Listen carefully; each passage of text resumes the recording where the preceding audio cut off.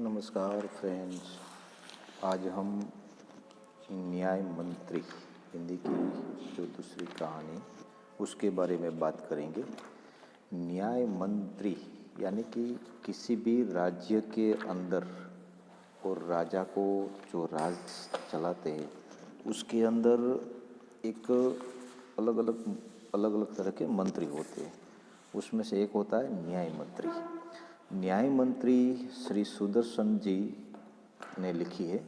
उसका जन्म सन 1996 ईस्वी सन और निधन ईस्वी सन यानी कि सन 1968 में हुआ था। सुदर्शन जी का मूल वास्तविक नाम है बद्रीनाथ शर्मा था। आपका जन्म 1896 ईस्वी सन पंजाब राज्य के सिलाईकोट नामक स्थान में हुआ था। बचपन में ही आपने कहानी लिखना प्रारंभ किया। आपकी जो मेन कहानी है उसका नाम इस तरह से पुष्पलता, सुप्रभात, परिवर्तन, पनघट, नगीना आदि आपके सुप्रसिद्ध कहानी संग्रह है। आपका एकमात्र उपन्यास है यानी कि उसका नाम है भागवंती। जो न्याय मंत्री कहानी है उसका थोड़ा सार इसने लिखा है ऊपर की तरह से कि इस कहानी में सम्राट अशोक सर्वश्रेष्ठ न्याय मंत्री के खोज में था। क्या कर रहे थे? खोज कर रहे थे। क्या? किसकी चीज़ की? न्याय मंत्री की। जो राज चलाते हैं ना राजा, उसमें एक न्याय मंत्री का जो पासा रहता है वो ऐसा रहता है कि अगर कोई राजा, अगर इस दरबार में राजा भी जो उसका कोई गुनाह हो तो उसको सजा देनी पड़ेगी।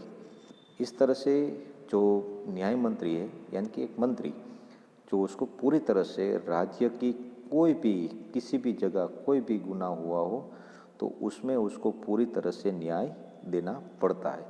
अगर न्याय मंत्री कमज़ोर रहता है तो राज्य की जो व्यवस्था होती है यानी कि पूरी जो यानी कि गुनाहखोरी, चोरी, लूट, डकैती या कोई भी चीज़ हो उसमें जो अच्छी तरह से न्याय नहीं मिलता प्रजा को, तो वहाँ पे क्या होता है कि सभी तरह से यानी कि ऐसे बोलते हैं कि लूटपाट बढ़ जाती है, यानी कि कोई भी ज़्यादातर गुनाह बढ़ जाते हैं। इसलिए उसमें एक अच्छा न्याय मंत्री होना चाहिए। तो इस कहानी में सम्राट अशोक सर्वश्रेष्ठ न्याय मंत्री की खोज में था। शिशुपाल से मुलाकात होने पर उसकी योग्यता देखकर उसे न्याय मंत्री बनाया गया। कौन सा नाम है? शिशुपाल। अशोक सम्राट किसको मिले थे? शिशुपाल को। शिशुपाल को मिलने के बाद न्याय न राजा देखता है न रंग। न्याय मंत्री पर विश्वास दिलाने के लिए यहाँ प्रयास किया गया। नई पीढ़ी के लिए इस प्रेरक कहानी का द्वारा न्याय मंत्री की जिम्मेदारी की महत्व समझाई गई है कि यानी कि न्याय मंत्री की कौन कौन सी किस किस तरह की जिम्मेदारी होती है। हम कहानी को पहले थोड़ा समझने की कोशिश करेंगे कि कहानी में जो शिशुपाल है वो एक ब्राह्मण युवक है।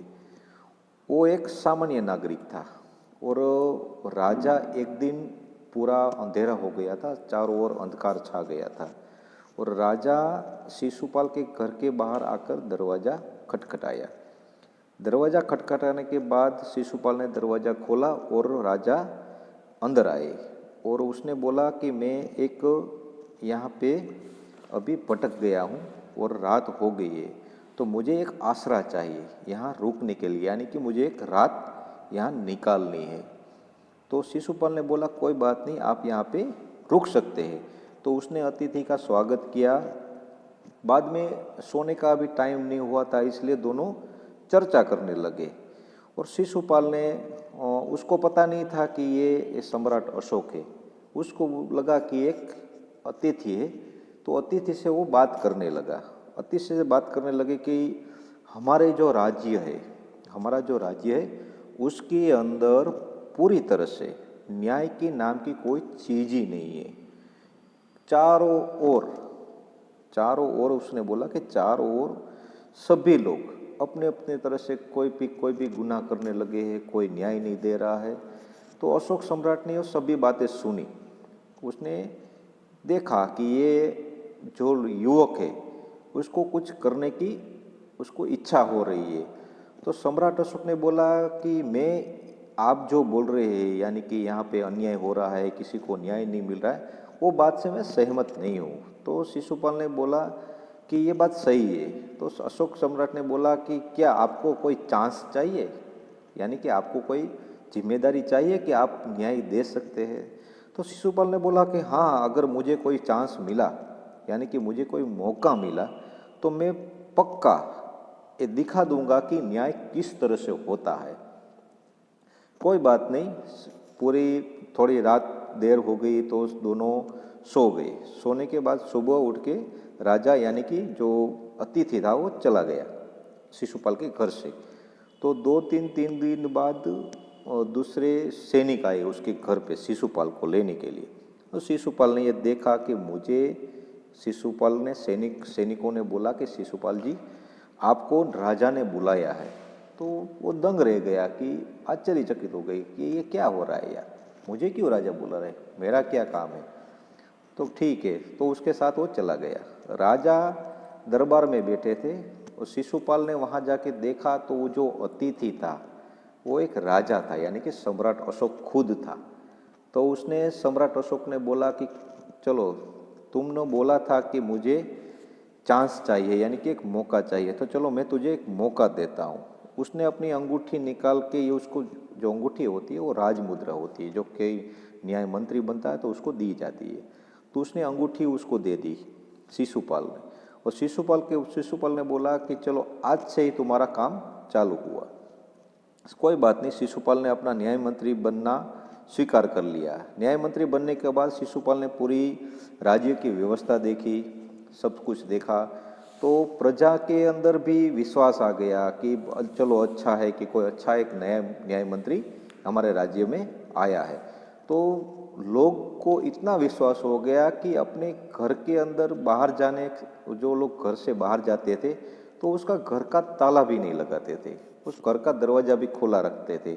उसको ऐसा भरोसा हो गया था कि यह न्याय मंत्री है, वो अच्छी तरह से न्याय कर सकता है। और उसमें ऐसा हुआ कि एक दिन एक खून हो गया। तो शिशुपाल ने वो खूनी को ढूंढने के लिए चारों तरफ सबको, सैनिकों को भेज दिया। सब देखा, चलो ठीक है। बाद में उसको पता चला कि खून किसी और ने नहीं किया है, खुद राजा ने वो खून किया है। अब क्या करेंगे, वो तो सम्राट है, सम्राट को किस तरह से गिरफ्तार किया जाता है, उसको किस तरह से न्याय दिया जाता है। तो शिशुपाल को पता चला कि गुनहगार तो हमारे सम्राट ही है, मगर उसको न्याय, पब्लिक जो है, जो प्रजा है, उसको न्याय तो देना पड़ेगा। तो न्याय किस तरह से दे देंगे। तो ठीक है, क्योंकि खून की सज़ा यहाँ पे फांसी की सज़ा होती है। तो शिशुपाल ने एक तरकीब सोची कि कुछ तो न्याय करना पड़ेगा। तो उसने पहले क्या किया कि सम्राट अशोक को पहले गिरफ्तार किया। गिरफ्तार करने के बाद सब लोग आश्चर्यचकित हो गए, सम्राट अशोक को गिरफ्तार किया। शिशुपाल ने बोला कि राजा हो या रंक, कोई भी हो, सजा तो सबको मिलनी ही चाहिए। तो उसने क्या कहा कि राजा जो होता है वो भगवान का रूप होता है, राज्य के अंदर जो राजा होता है ना, वो भगवान का रूप होता है। उसकी वजह से शिशुपाल ने एक सोने की मूर्ति बनाई और उस मूर्ति को उसने फांसी पे लटका दिया। क्यों लटकाया कि सोने की मूर्ति, सम्राट अशोक अपराधी तो थे, परंतु उन्हें साधारण अपराधी की तरह दंड नहीं दिया जा सकता, इसलिए शास्त्र और आज्ञा के अनुसार सम्राट अशोक की उसने मूर्ति को फांसी दे दी। और न्याय मंत्री की चारों ओर जय जयकार हो गई कि क्या बात है, इस तरह से भी न्याय दिया जा सकता है। और शिशुपाल की भी प्रशंसा हुई। और बाद में शिशुपाल ने अपने पद पे त्याग करने के लिए उसने राजा को फिर से अपनी अंगूठी भी दे दी।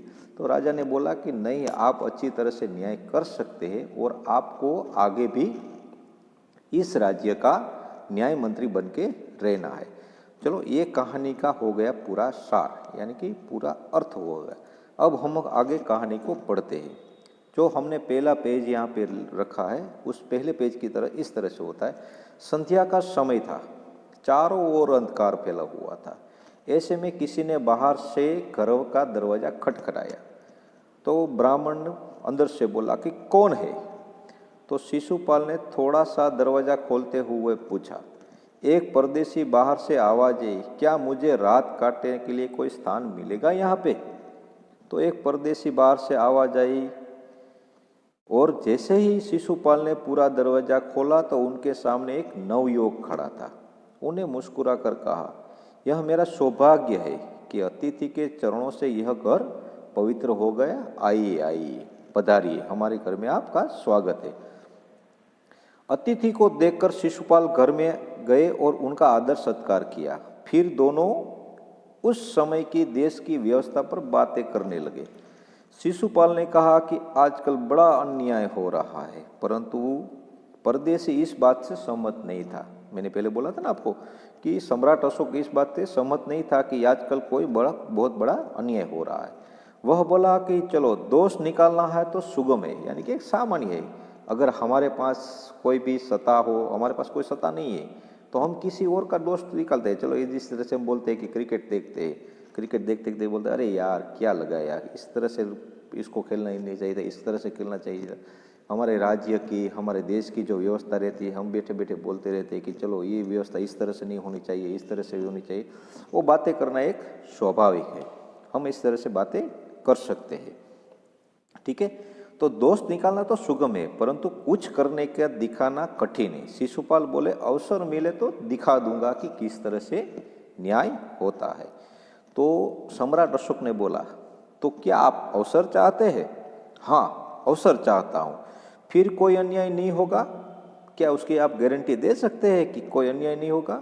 तो शिशुपाल ने बोला, हाँ बिल्कुल, अन्याय कोई भी अन्याय नहीं होगा, कोई भी अपराधी दंड से नहीं बचेगा। सम्राट अशोक ने फिर से पूछा, हाँ कोई भी नहीं बचेगा। परदेशी ने मुस्कुरा कर कहा, यह बहुत कठिन काम है भैया। तो बोला, ब्राह्मण ने बोला कि कुछ भी कठिन नहीं है, मैं न्याय का डंका बजा कर दिखा दूंगा, यानी कि मैं पूरी तरह से अपना अच्छी तरह से न्याय करके दिखा दूंगा। परदेशी धीरे धीरे मुस्कुराए पर कुछ न बोले। फिर कुछ देर बाद वे सो गए। सुबह उठकर परदेशी ने शिशुपाल को धन्यवाद देकर उसको अपनी विदा ली, यानी से वो चले गए वहां से। कुछ दिन बाद शिशुपाल के घर कुछ सिपाही आए और उन्हें दरबार में चलने के लिए कहा। तो शिशुपाल सहम गई, यानी कि आश्चर्यचकित हो गई कि क्या बात है, मुझे कोई राज दरबार में बुलाने के लिए सैनिक आए। वे समझ नहीं सके कि सम्राट ने उन्हें क्यों बुलाया है। कहीं उस परदेशी ने सम्राट को झूठी सच्ची शिकायत तो नहीं कर दी। उसने शक हुआ, किसके साथ शक हुआ कि वो परदेशी आया था, उससे मैं बात कर रहा था, तो उसने मेरी कोई शिकायत तो दरबार से नहीं करती ना। दरबार में पहुंचकर शिशुपाल का कलेजा धड़कने लगा और जब उन्होंने देखा कि परदेशी ही सम्राट अशोक थे, उसका दिल धड़कने लगा जोर जोर से। तो सामने देखा थे कौन बैठे थे? सम्राट अशोक खुद बैठे थे, जो वो रात को अतिथि बन के अपने घर आए थे। सम्राट बोले, ब्राह्मण देवता, मैं आपको न्याय का अवसर देना चाहता हूँ, आप तैयार है? सम्राट अशोक ने पूछ लिया कि क्या आप तैयार है? तो पहले शिशुपाल ने तो थोड़ा घबरा गए कि यार क्या बात है। फिर बोले, यदि सम्राट की यही इच्छा है तो मैं तैयार हूँ। बहुत ठीक है, कल से आप न्याय मंत्री हुए, सम्राट ने कहा और अपने हाथ की अंगूठी उतारकर शिशुपाल को पहना दी। वह सम्राट अशोक की एक राजमुद्रा थी, जो अंगूठी थी ना, वो थी राजमुद्रा। अब शिशुपाल न्याय मंत्री थे, उन्होंने राज्य की समुचित व्यवस्था करना आरंभ कर दिया। उसके सुप्रबंध से राज्य की पूरी तरह से शांति रहने लगी।